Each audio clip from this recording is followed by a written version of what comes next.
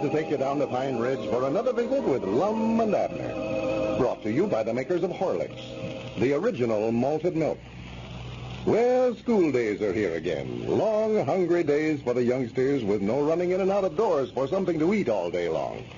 It's very important now that you give them something nourishing and sustaining in the morning before you pack them off to school. Horlicks, for instance. Youngsters like to drink Horlicks, and it's a fine, nourishing food drink for them. They can't help but benefit from the vitamins, the bodybuilding elements that every glass of Horlicks contains. They need its nourishment and fine sustaining powers.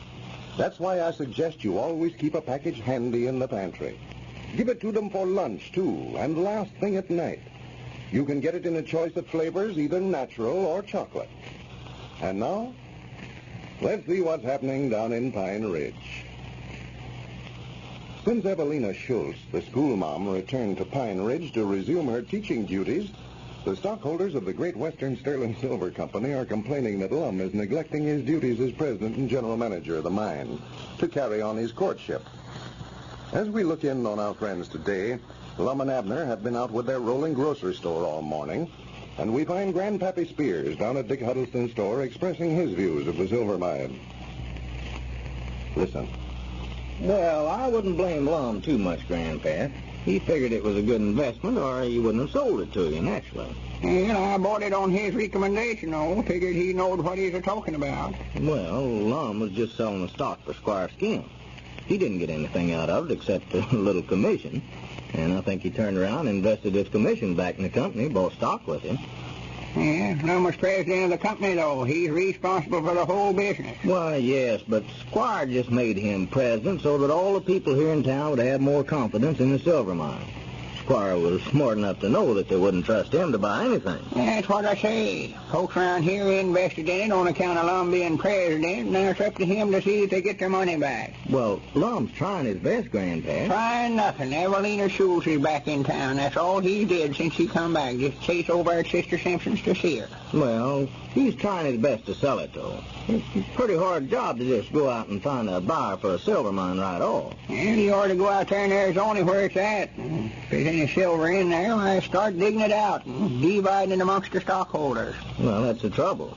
Squire took all the money they got from the sale of stock and skipped out with it, and now there's nothing left for Lum to operate on. Yeah, I don't believe Squire figured that mine was any count to start with. Why, no, of course he didn't. I tried to tell you fellows that when you were putting every nickel you could scrape together into it, and you wouldn't listen to me. Yeah, it sounded awful good, though, the way they told it. Yeah, it sounded good. Yeah, I thought I'd be so rich by this time I'd never have to do another day's work as long as I live. Well, just remember this, Grandpa. Any time anybody tries to sell you anything that sounds that good, there must be something wrong with it, or they'd sure keep it for themselves. Yeah, it does look that way, don't it? I'd just love to know how much money is spent that way every year.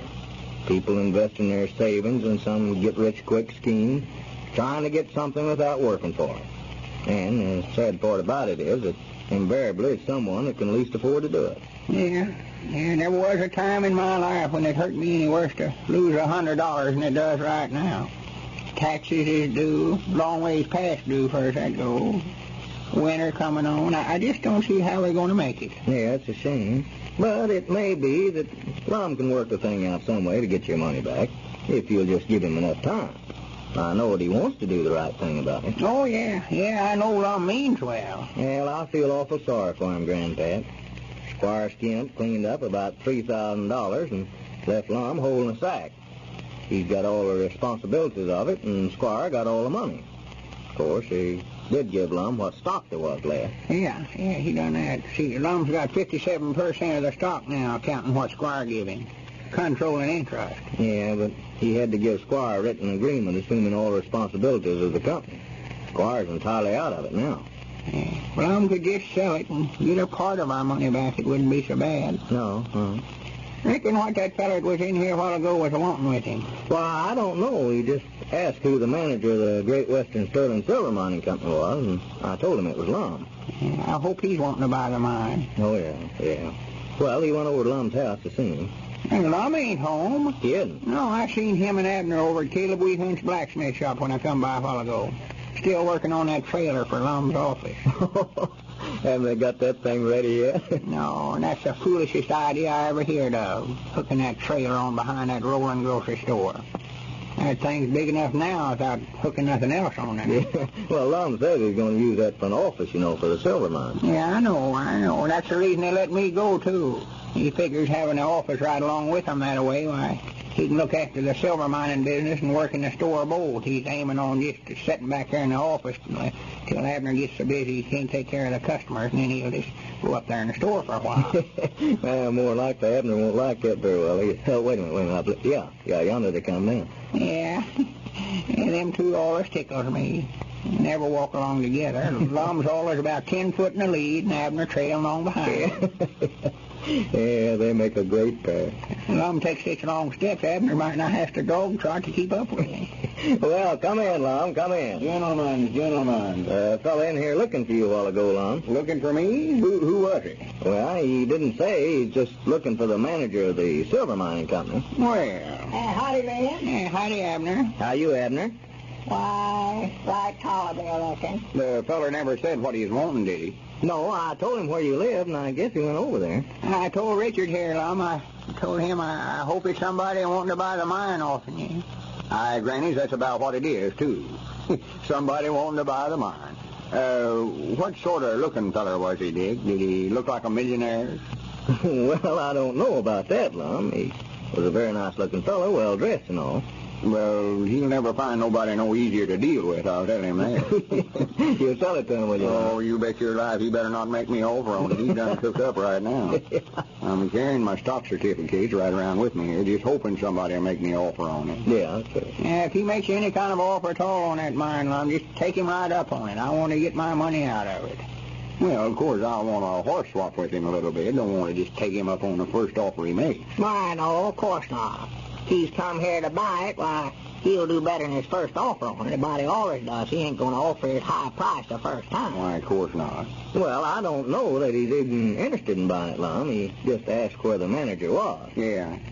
And I hope that's what he's wanting from and needing my money out of it bad. Well, everybody needs it, Grandpap. You ain't the only one. I need my money out of it, too. No, you fellas will just be patient. I'm doing everything I can to expose of it. I wrote an advertisement this morning and mailed it into the newspaper there at the county seat of putting it up for sale. Paid for it out of my own pocket, too. Well, that's too bad. And I don't like to complain none, Lum, but it just looks to me like you've had time aplenty to do something with it if you aim to. What about all them promises you made whenever you sold me that stock? How rich I was going to get and all that. Well, I thought you would, too, Grandpap. I was just telling everybody what Squire told me to tell them. And it's up to you to get our money back first. We're holding you responsible. Well, now, Grandpap, he told you he's doing all he could. Don't pay no attention to him, Lum. He's just mad 'cause we don't need him on the store no more and had to let him go. That's all it's I ain't no such a thing. Yeah, too. I ain't done it, Abner Peabody. You just keep your mouth out of it. I know what's the matter with you. Just mad and trying to take it out on Lum. If you want to know it, my taxes is way past due. I got a hearing from the collector this morning saying my place was on the delinquent list and going to be sold for taxes if I don't do something about it. I've just got to raise the money. That's all there are to it. Well, if there's any way to do it, Granddad, I'd sure get you the money for you. You know that. I'd feel awful bad if you was to lose your place just on account of me selling you that stock. I know you would, Lum. I know you would. I ain't trying to work no hardships on you. Here comes that fellow back there now. Oh, is that him? Yeah, that's him. Well, I seen him go by the blacksmith shop a while ago and wondered who he was. Must have been heading for my place then. Yeah, more likely was. Lum, don't try to ask too much for it and scare him out of buying it. Now, Grandpap, let's me and you just stay out of this now and let Lum handle it the way he wants to. Yeah. Well, come right in, sir. I'm sorry I called you that walk for nothing.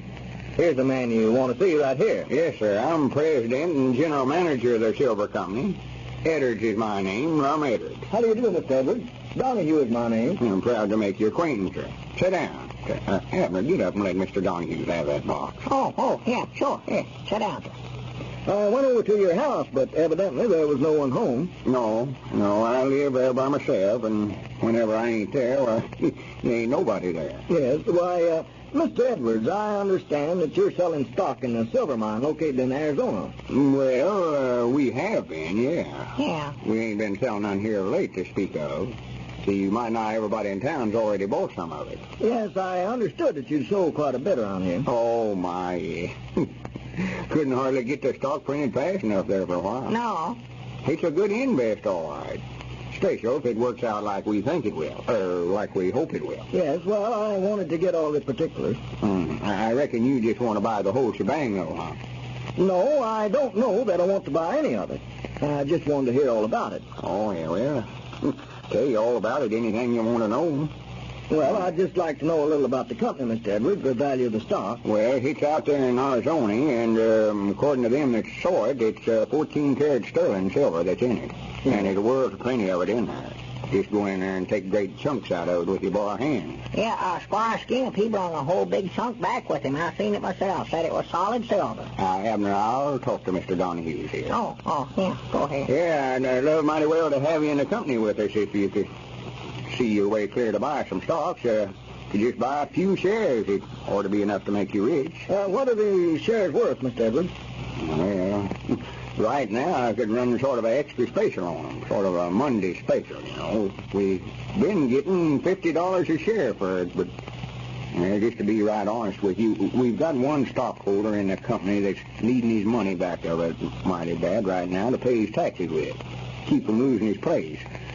So today I'd offer you 3 shares of stock for the same price we've been getting for $100 cash, so I can let him have his money back. 3 shares for $100, huh? Yes, sir, and I give you my word, that's the first time that price has ever been cut 1 nickel. It's a bargain, it's that. All right, Mr. Edwards.